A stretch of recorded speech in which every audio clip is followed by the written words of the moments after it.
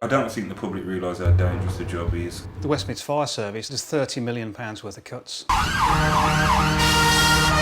definitely be a reduction in firefighters and there'll definitely be a reduction in stations and fire engines.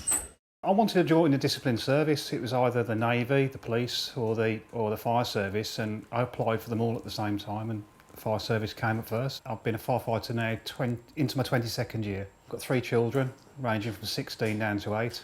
My wife's a district nurse. When nearly 97% of our budget goes out on wages, you know where the cuts are going to come from. They're going to come from jobs purely. They announced public sector pay freeze for this year and next year, but we had it a year early, so it'll be 3 years with a pay freeze, if we ever get a pay rise again. And the national insurance contributions are going up. We'll be paying 14% of our wages on pension contributions, more than 14%. The government said that we're all in this together, but yet they'll only be paying 10%. And some civil servants will only be paying 3%. How is that all fair? There are firefighters who work as paramedics on days off. There's firefighters who do retain firefighting duties in other brigades on their days off. And they are reliant on this money. It's going to make them tired. It's a vicious circle we're all going through. If they impose shifts where they just call you in at any time and you finish at any time, I really hate that, and I would leave. I would, you know, I have to think of my family life before the fact that I've got a pension and so forth. It was originally built June 26, 1923, and it is one of the oldest stations that they've got left in the brigade. This is the engine house, the 2 appliances. That's the longest pole in the brigade. Goes up 3 floors. 32 feet to the top. Is there a big race to the pole? Can be. I'll take a typical firefighter's kit. The helmet. These are brand new in the brigade. Made of Nomex. It is meant to be lighter. Leather boots, steel toe caps. They're just a pair of leggings that slip over the top. It's just the way that we stow them so you can get them on quickly. When the incident's called in at fire control, they'll collate as much information as possible and then it's sent via this system. Run a test. So the incident comes through on the screen. You get an address, incident number, and a map reference on there, and the postcode. We've recently taken on sat-navs on the truck, which is a real new thing. Historically, we've gone out to everything and everything. We've seen as the good guys, and we'll go to anything. And what they're trying to do now is say, actually, is it really warranted?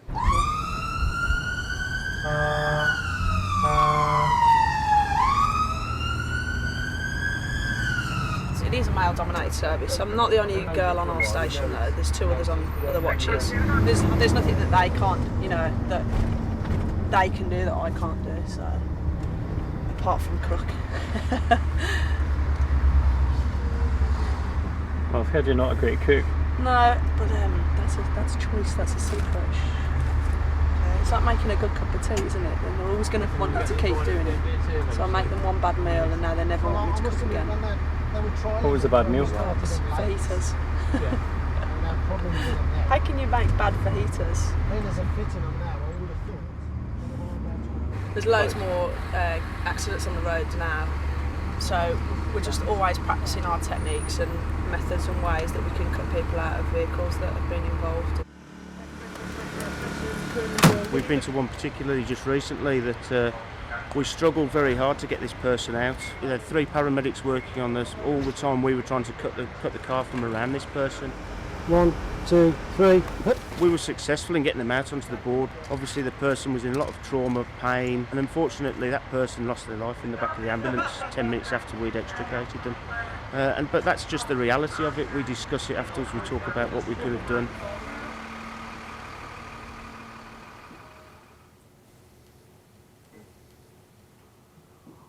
Start typing Bondi. How do you spell Bondi? Don't know, I've never been there. That's it. Oh, yeah. Their rescue. The 3rd shock has finally had an effect. You know, you've just revived somebody is absolutely amazing. The other lifeguards, Nathan, are still trying to prove what happened.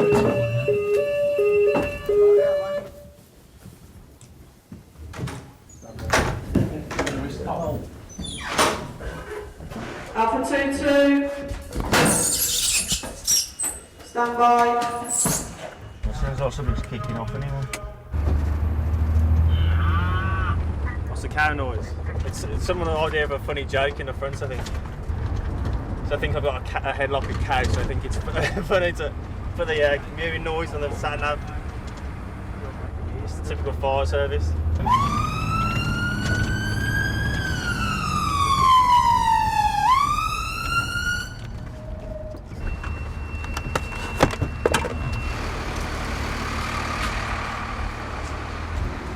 Say 38.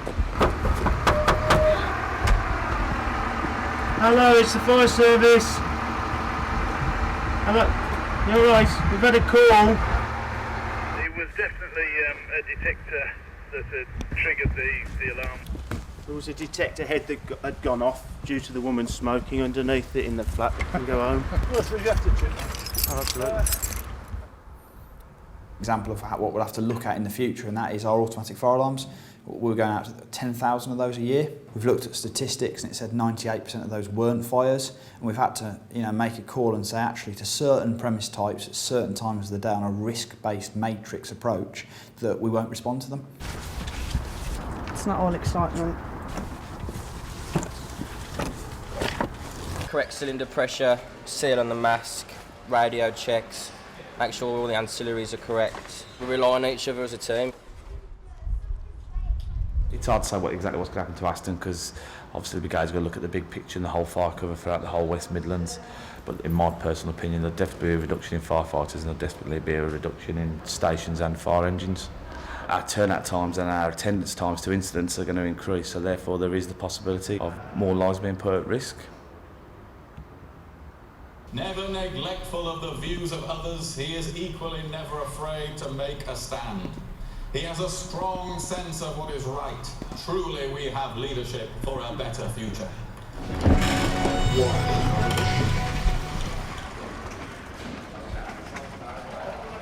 We could be having 30 million cuts to the West Midlands Fire Service. There's no doubt that there will be cuts to the frontline fire service, so you become a bit disillusioned with your Prime Minister when openly before he gets elected and he wants his votes, he says that there'll be no cuts to the frontline services, and obviously he's got no intention of carrying that forward.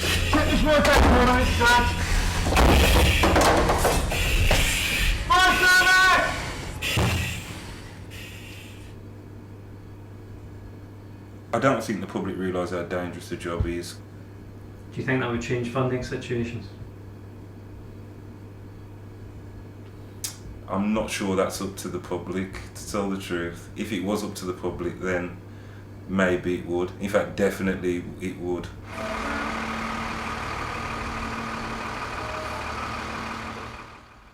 To the community, we are still well respected. It was my dream job. It still is my dream job, but I think the shine is slightly taken off when you see so much political and so much change, and it's become more about turning up and finding what's going to be here in a few years' time. Are we even going to be riding fire engines?